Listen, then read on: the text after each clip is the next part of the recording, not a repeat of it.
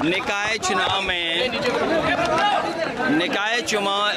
में भारतीय जनता पार्टी की हार होगी, चाहे वो प्रशासन की कोई भी ताकत लगा दें। जिस तरीके से महंगाई बेरोजगारी बढ़ी है और जिस तरीके से बिजली के बिल आ रहे हैं, और नगर निकाय क्योंकि शहरी क्षेत्र का चुनाव है, न ये लोग कूड़े का इंतज़ाम कर पाए और तब न सफाई का इंतज़ाम कर पाए।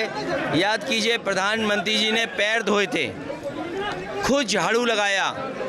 आखिरकार जनता जानना चाहेगी कि दिल्ली और लखनऊ से जो बजट आता था कूड़े के लिए, नालों की सफाई के लिए, गंदगी को हटाने के लिए, आखिरकार क्या हुआ उसका। और हाउस टैक्स, वाटर टैक्स, बिजली का बिल जो महंगा देने पड़ रहा है जनता को, वो उसका जवाब क्या है। और जितना भी इलीगल कंस्ट्रक्शन हो रहा है शहरों में, तालाबों पे कब्जा, इलीगल कंस्ट्रक्शन, अगर आप तय में जाओगे तो सब भारतीय जनता पार्टी के लोग करा रहे हैं।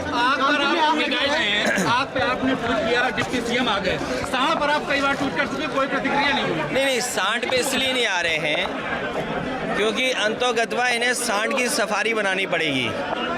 ये मुझे लगता है बीजेपी वाले सांड इसलिए बढ़वा रहे हैं। अभी कुछ दिन पहले हमने टाइगर की संख्या, टाइगर को लेकर के बड़ा हम लोगों ने ट्वीट और तमाम विज्ञापन देखे होंगे।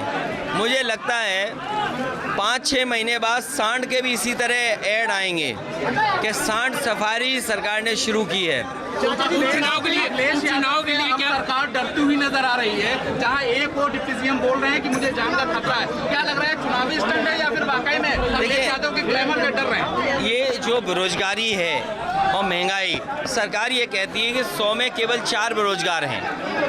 ये सच्चाई नहीं है। महंगाई पे वो बात नहीं करना चाहते हैं। वो ये कहते हैं कि प्रति व्यक्ति आय दोगुनी हो गई।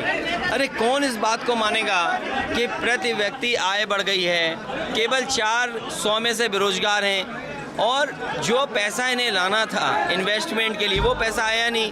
ये कहते हैं कि $1 ट्रिलियन इकॉनमी बनेगी, और $1 ट्रिलियन के लिए तो 34% से ज़्यादा ग्रोथ रेट चाहिए। और फिर जो भारतीय जनता पार्टी झूठ बोल रही है, उस झूठ को सच बनाने के लिए अमेरिका से 200 करोड़ में कंपनी लाए हैं, जिससे कि झूठ सच बताया जा सके। उन व्यापारियों के जो नुकसान हुआ उसका सरकार भरपाई करे। सपा से रामपुर से आजम खां की बहू की लड़ाई की क्या सर? आजम खां की बहू की लड़ाई की, देखिए वो आदरणीय आजम खां साहब और समाजवादी पार्टी तय करेगी कि आने वाले समय में जब चुनाव होगा, अभी तो पहले तय हो चुनाव कब होगा, और चुनाव जब होगा तो पार्टी प्रत्याशी तय करेगी। उमेश कांड अपहरण केस में आजम खां को सजा हो गई है, तो अशरफ ने ये बताया कि उसका एनकाउंटर हो सकता है, क्योंकि किसी ने कहा उसकी एनकाउंटर कर दिया जाए। वो नाम गलत बोल गए, खैर कोई बात नहीं। अशरफ को, हाँ कोई बात नहीं, नाम गलत बोल गए, लेकिन उससे कोई बात नहीं है। देखिए ये भारतीय जनता पार्टी इस केस को इसलिए चलाना चाहती है क्योंकि उसका लक्ष्य हिंदू और मुस्लिम है। वो हिंदू और मुस्लिम का ही संदेश देना चाहती है। वो उनकी पार्टी का सदस्य था, इंटेलिजेंस रिपोर्ट के बाद उसे सिक्योरिटी मिली थी। सरकार को सोचना चाहिए कि सरकार की रिपोर्ट के बाद 2 गनरों की हत्या हो गई हो, उनके पार्टी का खुद नेता की हत्या हो गई हो, और जो वीडियोस वायरल हो रहे हैं, पिक्चर्स वायरल हो रहे हैं, उसमें बीजेपी के नेता के साथ तमाम वो लोग जिन पर उंगली उठती है वो शामिल हो रहे हैं। ये सरकार आखिरकार क्या छिपाना चाहती है? लेन देन को लेकर के, ज़मीनों को लेकर के बहुत सारी उंगलियां उठी हैं बीजेपी के अपने नेताओं पर।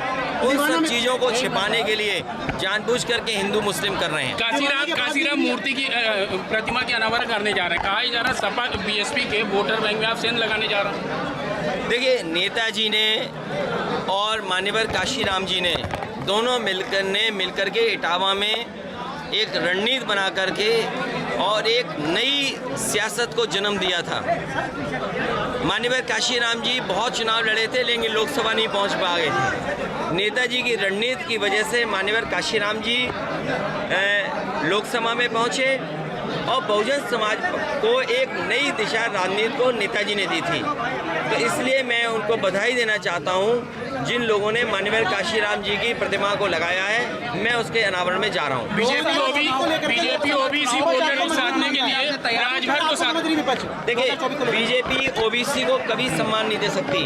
बीजेपी ओबीसी की दुश्मन है। जो लोग रामराज की बात कर रहे हैं वो जाति जनगणना क्यों नहीं करना चाहते? लोकसभा चुनाव के लिए जो आपने रणनीति तैयार करी है, क्या लगता है कि कितनी कारगर होगी? ये उत्तर प्रदेश से हार करके बीजेपी जाएगी और लोकसभा में आप बड़ा परिवर्तन देखेंगे, क्योंकि जनता दुखी है। और उदाहरण के लिए मैं देता हूँ, यहीं पर बुलडोजर चला, माँ बेटी की जान चली गई।